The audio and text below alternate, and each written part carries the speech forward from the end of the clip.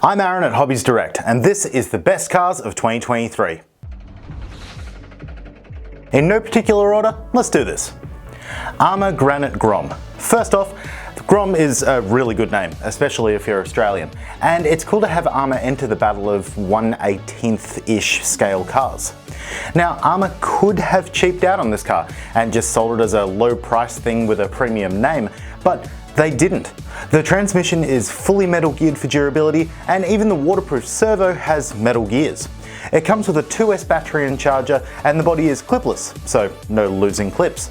It's also really cool having an Arma priced at 230 Australian dollars when the most successful part of their lineup, the 1/8 scale cars, are easily $900 Australian. It's a perfect car to start with and a great addition to your fleet if you want an RC car to bring everywhere. Next up is the Arma Gorgon. Now, there's a lot to like about the Gorgon. It looks cool, it's tough, and the squishy tyres and suspension make it pretty forgiving to drive. It comes with a 7-cell NIM battery and charger, and though the 14-turn brushed 550 size motor gives it enough power for jumps at the skate park, the drivetrain is strong enough to be brushless ready. The reason it's on this list though is because of the best thing that it has. A personality, a character. The license plate is Medusa, who was a Gorgon. That's the kind of mythological creature that she was.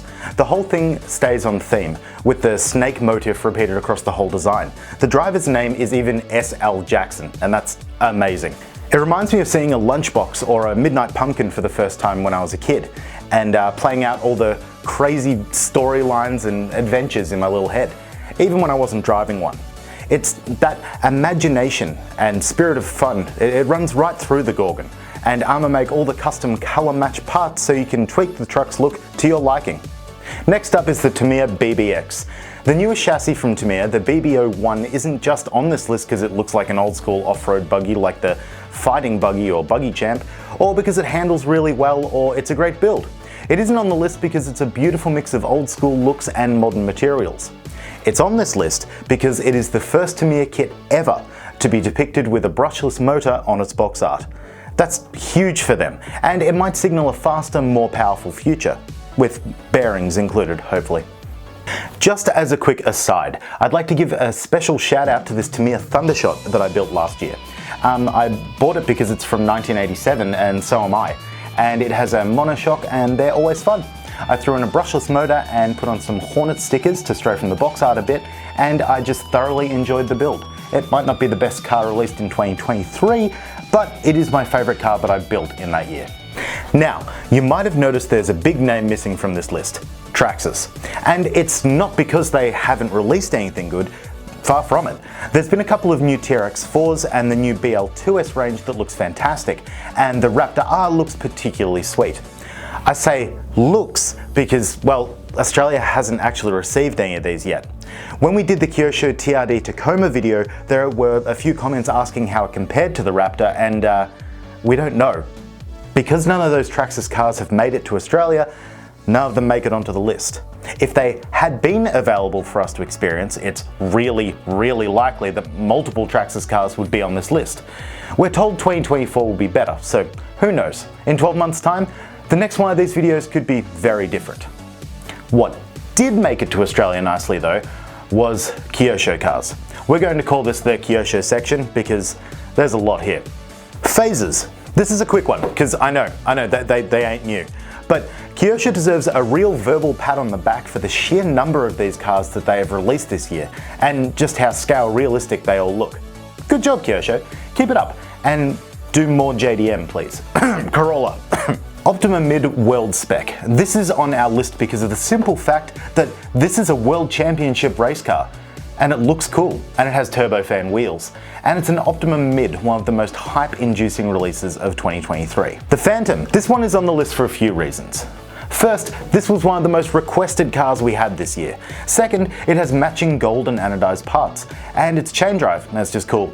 Now, we wouldn't usually have re-releases on this list, but 2023 was a bit special. It was Kyosho's 60th anniversary, and both the Fantom and the championship-winning Optima Mid were re-read as part of those celebrations.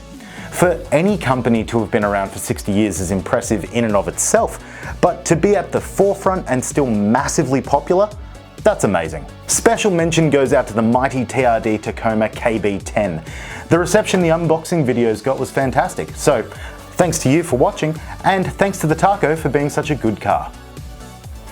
Team Associated RC10 Clear Collector's Edition. Now, I'm not usually one for shelf queen builds, but the original RC10 is iconic. It was dominant in the 80s and they still drive really well today.